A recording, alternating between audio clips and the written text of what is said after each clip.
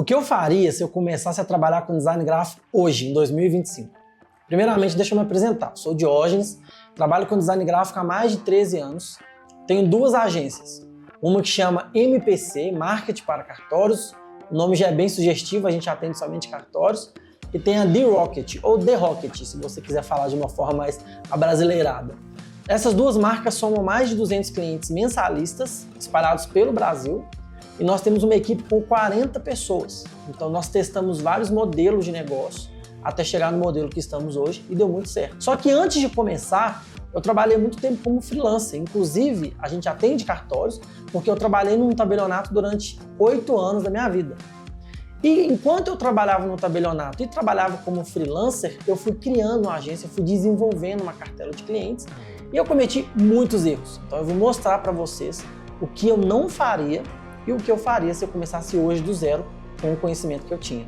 Eu já vou começar com o primeiro tópico mais polêmico de todos. Vamos falar sobre pirataria. Eu assinaria ou não os softwares da Adobe, Photoshop, Illustrator? E a resposta é sim, com certeza. No início, eu comecei com a pirataria e foi o primeiro erro que eu cometi. Eu craqueei um programa no meu computador. Todo mundo sabe o tanto que isso expõe o seu computador. E nisso, o computador pegou um vírus e eu perdi todos os meus arquivos. A sorte é que eu tinha backup disso em pendrives na época. Então a primeira coisa que eu faria era assinar o pacote Adobe. Aí você pensa, mas como eu vou assinar o pacote Adobe se eu não tenho dinheiro? E é aí que entra o tópico 2. Por muito tempo eu trabalhava no cartório e fazia freelancer nos finais de semana e à noite. E daí o salário que eu tinha no cartório eu usava para custear algumas despesas do meu freelancer. E uma delas era o pacote Adobe. E aí, fazendo um vínculo com o primeiro tópico, você pode usar parte do seu salário para pagar a sua ferramenta de trabalho, que além do computador também tem o pacote Adobe. E aí o segundo tópico é exatamente sobre isso. Largo o meu emprego fixo para me dedicar ao design ou tento manter os dois? E aí foi o que eu fiz e deu muito certo, eu mantive os dois. É uma rotina exaustiva, você perde muitas coisas da sua juventude tendo que trabalhar bastante, mas isso é escolha. Se você quer ter essa liberdade financeira e geográfica para poder trabalhar por conta própria, você em algum momento terá que abrir mão de algumas coisas, e foi o que eu fiz. Eu perdi alguns finais de semana, alguns eventos, algumas saídas com amigos para eu poder construir o que eu tenho hoje. Então, eu, Diógenes, recomendo manter os dois empregos, o seu fixo, que paga o seu salário, mesmo que você não goste, não era o meu caso, eu gostava do cartório. Isso vai ajudar você a custear as despesas do seu freelancer, inclusive transporte, que você precisa de um cliente para fazer alguma reunião. Então, esse trabalho fixo vai te dar essa liberdade e essa segurança de tomar o próximo passo. O terceiro ponto é qual é o melhor ou quais são os melhores serviços para ganhar dinheiro no design. Eu não vou falar especificamente do serviço nesse primeiro momento, eu vou falar o tipo de prestação de serviço. E o que deu muito certo para mim foi o trabalho que tem recorrência. Aquele que o cliente vai te pagar todos os meses, que ele pode fazer uma assinatura. O lado negativo dessa recorrência é que você nunca se desvincula do cliente. Então, pode ser que seja um cliente mais complicado, você sempre terá que ter paciência para trabalhar com ele. O lado positivo é que todo mês você terá previsibilidade de custo, tudo que você vai receber no mês, e você pode se organizar melhor para fazer suas contas. E eu vou te entregar agora 3 exemplos de serviço de recorrência que você pode incluir na sua área de design gráfico. O primeiro deles, produção de conteúdo para redes sociais, você pode ter seus clientes ali, produzir conteúdo para as redes sociais. O segundo é fazer impressão gráfica. Aí você pensa, Diógenes, mas ninguém faz impressão gráfica hoje. Ninguém faz impressão gráfica tradicional. Talvez tenha menos impressões de cartões de visita, timbrado, envelope, mas ainda há muitas impressões personalizadas. Exemplo, iFood. Sempre o iFood precisa da embalagem, de um folder, de um cartão de recompensa, de um cartão de cliente prêmio. Então você consegue expandir muito bem essa impressão gráfica e manter uma recorrência, porque todos os meses que o cliente vender, ele vai te procurar. Uma terceira opção de recorrência também é trabalhar para outras agências. As agências maiores já têm uma cartela de clientes, eles costumam contratar designers freelancers para prestar serviço para eles. E aquilo ali pode ser recorrente, eles te pagam todos os meses. Aí você pode fazer contrato PJ e prestar serviço para eles e atender também outros clientes. O próximo item é como precificar o seu trabalho, e é um item muito difícil. Eu tomei vários prejuízos por não saber precificar.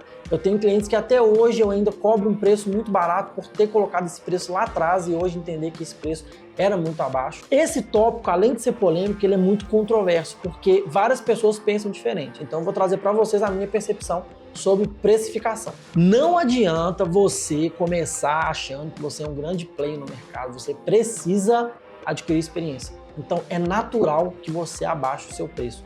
Empresas grandes fazem isso. Eles querem lançar um novo produto, eles abaixam o preço daquele produto, conseguem clientes naquele produto, depois que o produto se estabilizou no mercado, eles aumentam o preço. Então por que você não faria isso? Então minha primeira dica é, abaixe o preço do produto. Faz uma pesquisa de mercado, vê quantas agências normais ou freelancers mais antigos cobram, e em cima daquele valor você diminui um pouco, que aí você consegue conquistar a confiança de clientes menores. Eu, por exemplo, já criei logotipos por R$75. Se você me perguntar se eu me arrependo, não me arrependo. Porque essa cliente me indicou para uma outra, que me indicou para uma outra, até eu conseguir cobrar o valor que eu cobro hoje como agência. Assim, você consegue criar um portfólio para apresentar para clientes com um ticket maior. Então, o primeiro passo é diminua o preço, monte uma grade de clientes, desenvolva o seu portfólio e depois aumente o preço. Agora, uma dica bônus. Não utilize a planilha da Adegraph. Primeira coisa que todo design faz, porque ela é uma das primeiras que aparece no Google. Faça o seguinte, simule que você é um cliente, peça 3, 4 orçamentos para freelancers e agências e faça uma comparação daqueles orçamentos. E a partir dali você consegue fazer a redução do valor, ok? Um outro tópico extremamente importante é estabeleça limites. E isso é uma linha muito tênue entre estabelecer limites importantes para o seu negócio e ser mal educado com o cliente. Você ser grosso com o cliente, isso vai afastar cada vez mais, então você tem que saber qual é essa linha. Eu trouxe alguns tópicos para você analisar sobre limites que devem ser estabelecidos com o cliente. Quantidade de alterações, favores extras, cobranças por serviço adicional, o respeito do cliente para com o seu negócio e com você mesmo, gerenciamento de demandas urgentes, nem tudo é urgente, isso precisa ser tratado, e pagamentos, não deixe que o cliente fique muito tempo sem te pagar. Estendeu ali 3, 4 dias, comece a ficar de olho, faça uma cobrança ativa, porque esse limite é importante também, porque você trabalha, além de gostar da sua profissão, também pelo dinheiro. O próximo tópico, esse é extremamente importante, contrato. Nunca trabalhe sem contrato. Eu posso dizer que talvez 70% ou 80% dos prejuízos que eu tomei como freelancer era por não ter contrato. Felizmente, eu escolhi trabalhar com um público muito bom, que são os tabeliães de cartórios. Nunca tive problema de inadimplência. Mas para a The Rocket, que eu ainda não estava somente com os cartórios, você acaba pegando vários tipos de pessoas que às vezes realmente não são tão comprometidas com pagamentos. Então, a única forma de você cobrar um pagamento de uma pessoa que não quer te pagar é com protesto ou Serasa. E para fazer isso, você precisa de um contrato, de um título de cobrança. E o contrato vale como esse título. Então, quando você cobra via cartório de protesto, a pessoa tem uma série de restrições no CPF ou no CNPJ dela. Então, nunca trabalhe sem contrato. Caso você não saiba fazer um contrato, tem modelos prontos na internet, você consegue pedir inteligência artificial, mas não trabalhe sem um contrato assinado pelas duas partes. Um outro tópico, que esse eu apanhei bastante até conseguir ajustar, foi a gestão dos pagamentos. Como eu trabalhava no cartório e também era freelancer, eu não tinha uma gestão de pagamentos muito boa, então eu cobrava às vezes do cliente manualmente, ele fazia um Pix para mim, às vezes ele esquecia, eu também esquecia, porque eu tinha muitas coisas para pensar. E aí, em um certo momento, eu perdi o controle daquilo. Teve cliente que fosse me pagar 6 meses e eu não percebi. Aí eu falei, preciso consertar isso. Então, eu arrumei uma ferramenta que faz as cobranças automáticas. Hoje, isso é muito mais fácil e muito barato. Você já pode incluir o valor dessa ferramenta na proposta para o cliente sem que ele saiba. Então, por exemplo, a nossa ferramenta ela cobra R$ 2,99 por cada cobrança recebida. Se eu vendo um trabalho por R$500, eu incluo esse valor de R$ 2,99 nessa cobrança e fica aquele valor picado. Então, faça uma gestão de pagamentos com alguma ferramenta que você consegue controlar tudo que entra e tudo que sai. E até controlar quem também não pagou, quem está inadimplente, que fica mais fácil. E essas ferramentas de pagamento todas fazem essas funções. Este próximo tópico foi uma situação muito específica que aconteceu comigo, mas eu acredito que ela possa ajudar vocês também na hora de fazer parcerias. Tome muito cuidado com parcerias. Por quê? Eu lembro que na época eu fui tentar expandir o meu negócio, parar de trabalhar somente com criação de identidade visual e comecei a vender alguns sites. E aí eu pensei, eu não sei fazer sites, então eu vou contratar alguém para trabalhar comigo. Contratar não, eu vou fazer uma parceria com uma pessoa para trabalhar comigo. Ele desenvolve a parte técnica, eu ajudo na parte do design e a gente divide o valor do site. Eu pegava uma porcentagem maior, porque eu ia ficar com a parte de atendimento, eu que ia fazer o pagamento de hospedagem, então eu ficaria com uma porcentagem maior. Encontrei uma pessoa para fazer comigo. Essa pessoa não era tão boa, mas eu também não sabia avaliar, porque eu não sabia fazer site. Desenvolvemos o nosso primeiro projeto, entregamos. Depois que nós entregamos esse projeto para o cliente, ele não atendeu as expectativas do cliente. Então nós começamos a fazer a bateria de alterações. E é aí que mora o problema. Nem todo mundo está tão disponível para trabalhar com alterações, com retrabalho. E a nossa função, o nosso trabalho tem muito retrabalho. E essa pessoa começou a não entregar, demorar para entregar. Aí eu tinha que administrar o atendimento com o cliente, porque eu assumi essa parte. E aí o cliente começou a ficar bravo, começou a ficar estressado, começou a buscar outras fontes. E ele começou a arrumar desculpas para encerrar o contrato com a gente. A relação já tinha dado uma azedada, eu não tinha o dinheiro para devolver para o cliente, então eu fiquei tentando arrumar formas caseiras de resolver aquilo, porque foi um valor mais alto, foi o primeiro site que eu tinha vendido. E aí o cliente começou a me ameaçar, falou que sabia onde eu morava, falou que ia estar na minha casa, aquilo ali eu comecei a ficar um pouco assustado. Peguei o dinheiro emprestado como pessoa, paguei o site para o cliente, devolvi o dinheiro para ele. E o cliente já tinha feito o pagamento da metade do site, eu já tinha passado essa metade para o desenvolvedor. Ele já tinha torrado o dinheiro todo e eu fiquei com esse problema na mão. No final não deu problema nenhum para o desenvolvedor, ele não terminou o serviço e ainda recebeu metade do valor. Avalie bem as pessoas que você chama para trabalhar com você. Além disso, evite não entender do assunto. Se você for chamar alguém para trabalhar com você, para fazer uma coisa que você não entende, estude sobre aquilo primeiro, o básico, nem que seja o básico, para você saber o que cobrar, tá? Um erro que os designers costumam cometer também com uma frequência muito grande é ter o maior setup do planeta.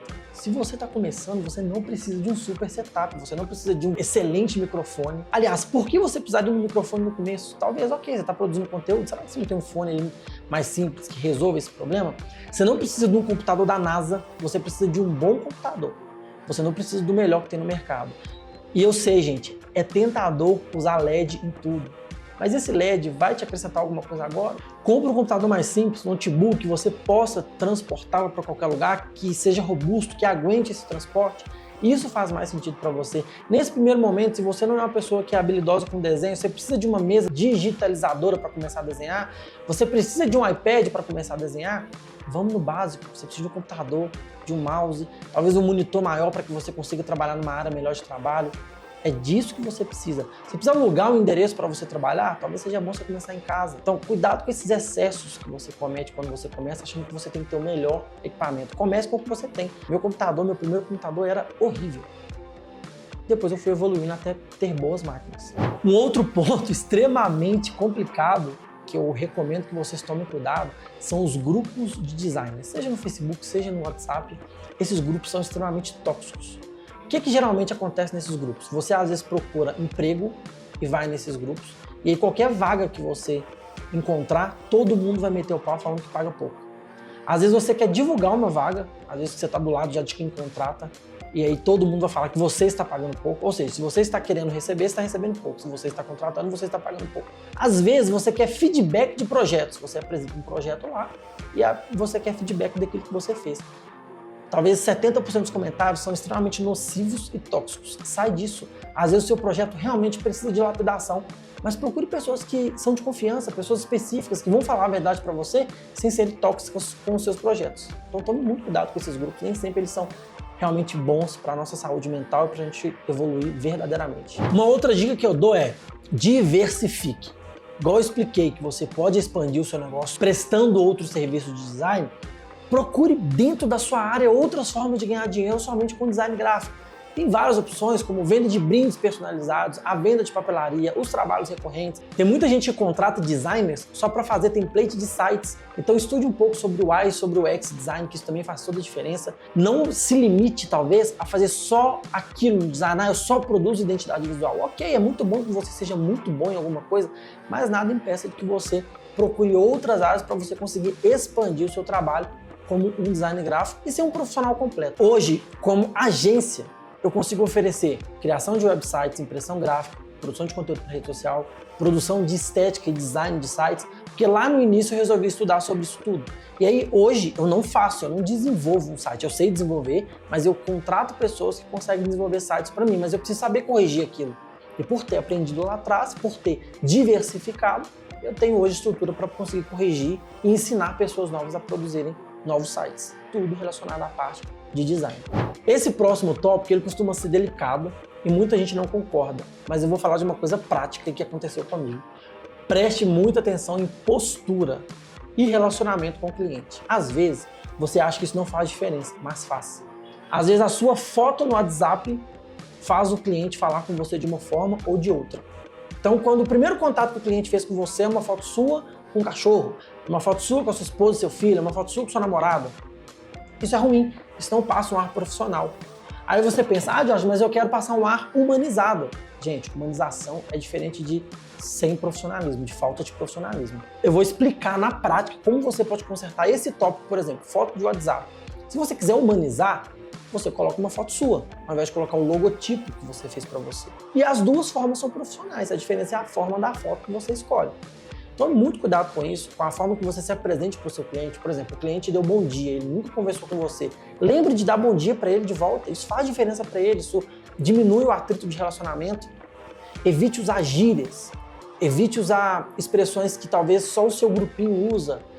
Eu, Diógenes, prefiro inclusive evitar abreviações extremas. Algumas são mais aceitas, igual um VC, por exemplo, mas talvez um também, um T e um B, não precisa disso, coloca um também. Dependendo do nível, se você quer elevar o seu nível de clientes, essa conversa um pouco mais formal pode te ajudar. Dentro desse tópico ainda a gente tem horário de funcionamento. É muito ruim quando você manda mensagem para uma empresa e não recebe resposta. Então tá, se tem horário de funcionamento, deixe isso claro, coloque no status. Use o WhatsApp Business, por exemplo, para deixar isso claro, coloque no seu Instagram. Para o cliente saber que você não respondeu, não é porque você não é profissional, é porque você tem horário de funcionamento. Deixe isso claro no maior número de lugares possíveis. Além disso, uma coisa que faz diferença tanto quando você é freelancer, quanto como empresa ou agência, é apresente a sua proposta de uma forma profissional. Não manda o seu orçamento escrito na mensagem do WhatsApp, monte um PDF bonito, isso é design gráfico. Monte um PDF bonito, explique, se apresente, explique o que você faça e no final você coloca os valores. Aí você tem a opção de apresentar numa reunião ou a opção de só enviar para o cliente no WhatsApp, no e-mail. Mande para o lugar que for mais fácil para o cliente. Se ele fala, eu prefiro receber por e-mail, eu prefiro receber pelo WhatsApp, ou não, eu quero que você apresente numa reunião. Faça o que for mais fácil para o cliente, mas apresente isso de forma profissional. Envie um PDF, envie uma apresentação do Canva, do jeito que você achar melhor. Só não envie de qualquer jeito, para que ele entenda que você cuida de detalhes. Por fim, e não menos importante, tome muito cuidado com as questões fiscais. Hoje, a gente tem a opção de abrir um MEI, que é uma forma muito simples de você ter uma empresa, um CNPJ para conseguir emitir nota fiscal. Emitir nota fiscal é de graça no site da maioria das prefeituras. Não deixe de pagar a sua mensalidade do MEI, porque se um dia tiver algum problema, o MEI entra para te ajudar, principalmente por causa das mulheres. Se a mulher gestar, o MEI paga uma parte no tempo que ela ficar parada, mas para que isso acontecer, você precisa deixar o seu MEI regular. Então não negligencie isso. Tome cuidado com isso desde o início. Eu não tomei esse cuidado, tive uma série de problemas que eu tive que corrigir depois, porque depois que a alíquota mudou, que o nosso faturamento mudou, a gente teve que mudar de CNPJ, tivemos que corrigir um monte de coisas, inclusive financeiramente nós tomamos prejuízos financeiros para corrigir negligências que eu deixei lá atrás. Então comece já com o seu CNPJ certinho, emita as notas fiscais e não deixe de pagar a mensalidade do MEI. Tem algum contador, algum amigo contador, alguém que faz um preço melhor para que ele analise para você o seu faturamento, se está passando, se ainda está dentro do permitido pelo MEI. Mas tome cuidado com manobras nesse sentido, porque isso pode gerar multas e prejuízos enormes no futuro. E o que eu mais vejo os MEIs fazendo é não pagar a mensalidade. Gente, isso pode gerar uma série de problemas para vocês. Se você está nessa situação hoje, parcele. Solicite um parcelamento, pague o parcelamento certinho, mas não negligencie isso, porque isso pode trazer problemas para você no futuro. Então é isso, pessoal. Se vocês quiserem conhecer um pouco mais sobre o meu trabalho, sobre as agências, eu vou deixar os links aqui na descrição desse vídeo. Vou deixar o meu Instagram também, que eu também posto conteúdo lá no Instagram, para que vocês possam conhecer mais o meu trabalho.